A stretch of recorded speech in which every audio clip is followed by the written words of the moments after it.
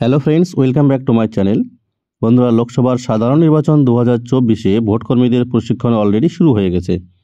তাই আপনাদের সুবিধার্থে আপনাদের জানার জন্য আজকের এই ভিডিওটিতে ডিসি কেন্দ্রের কার্যক্রম অর্থাৎ ডিসিতে এসে একজন ভোটকর্মী কী কী করবেন সেই বিষয়ে বিস্তারিত আলোচনা করা হচ্ছে, যা একজন ভোটকর্মীর অবশ্যই জানা দরকার। যেমন কোথা থেকে cameraman, micro observer, German tagging করবেন, কিভাবে পোল উপকরণ সংগ্রহ করবেন, ইভিএম ভিভিপ্যাট সংগ্রহ, নির্বাচন তালিকা চেকিং করবেন কিভাবে, অর্থাৎ কোথায় কিভাবে যোগাযোগ করে সমস্ত কিছু মেনটেন করবেন সেই বিষয়ে আলোচনা করা হচ্ছে। তাই ভিডিওটিকে স্কিপ না করে সম্পূর্ণরূপে দেখবেন। ডিসিতে এসে একজন ভোটকর্মী কী করবেন? প্রথমেই ওই ভোটকর্মী ডিসপ্লে বোর্ড দেখে নিজের বুথ জেনে নেবেন। তারপরে আপনি যদি প্রিসাইডিং বা প্রথম পোলিং অফিসার হন, তবে নির্দিষ্ট নম্বরে নিজের মোবাইল নম্বর রেজিস্টার করে ফেলবেন। তারপর আপনার বুথের কাউন্টার থেকে ভোটের সামগ্রীগুলি সংগ্রহ করে সেগুলি ভালো করে দেখে নেবেন।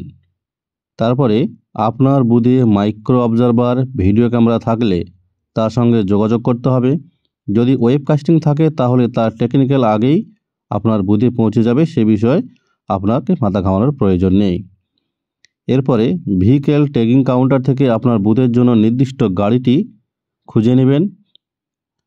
পুলিশ ট্যাগিং যে কাউন্টার রয়েছে সেই পুলিশ ট্যাগিং কাউন্টারে গিয়ে আপনার বুথের জন্য যে নির্ধারিত পুলিশ তাদের সঙ্গে যোগাযোগ করে নেবেন।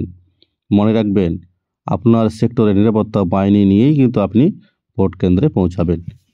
ভোটের সামগ্রী নেওয়ার সময় কী কী মিলিয়ে নেবেন? আপনার বুথের ইভিএম এবং ভিভিপ্যাট, ইডিসি এবং পিবি এর তালিকাভুক্ত ভোটার, অমোচনীয় কালি, ভোটার তালিকার একটি মার্কড কপি এবং দুটি working copy, tender ballot paper, green paper seal, special tag, pink paper seal, alphabetically roll locator, ASD ও সিএসভি এর তালিকা, প্রার্থী ও তার ইলেকশন এজেন্টের নমুনা স্বাক্ষর।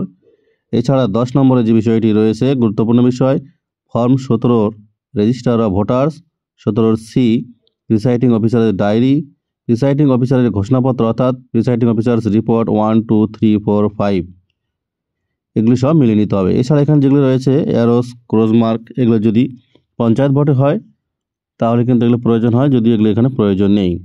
এছাড়া কালো খাম মহড়া ভোটের অর্থাৎ ভিভিপ্যাট পেপার স্লিপ রাখার জন্য যে খাম, সেই খামটি, mock poll slip, rubber stamp, অন্যান্য স্টেশনারি, মেটাল সিল, সব বিষয়গুলিকে আপনাকে ভালো করে মিলিয়ে নিতে হবে।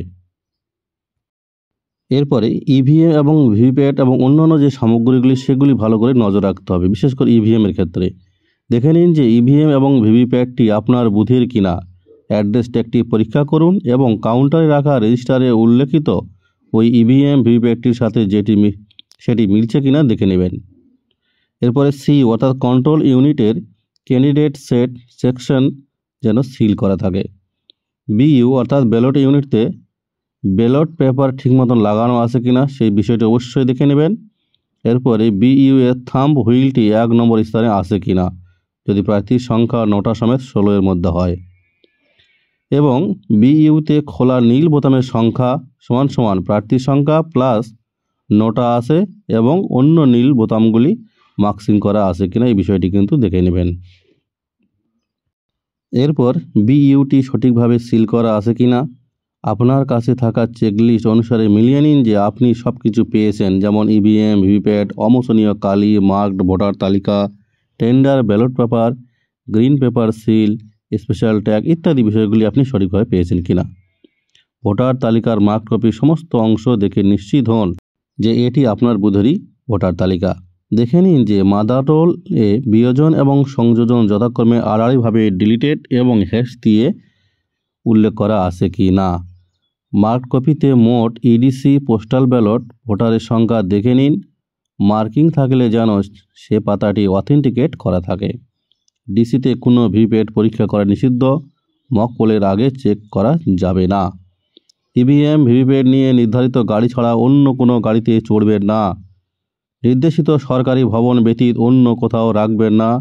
ইভিএম ভিভিপ্যাট কখনোই অসুরক্ষিত স্থানে রাখবেন না। তাহলে বন্ধুরা, একজন ভোটকর্মী ডিসিতে পৌঁছে প্রথমে কী কী করবেন সে বিষয়ে আলোচনা করা হলো, এবং সকলে জানার সুবিধার্থে অবশ্যই ভিডিওটিকে বেশি বেশি করে লাইক এবং শেয়ার করবেন। আর যে সমস্ত বন্ধুরা এখনও চ্যানেলটিকে সাবস্ক্রাইব করেনি তারা এরকম নিত্য নতুন আপডেট পেতে অবশ্যই চ্যানেলটিকে সাবস্ক্রাইব করবেন।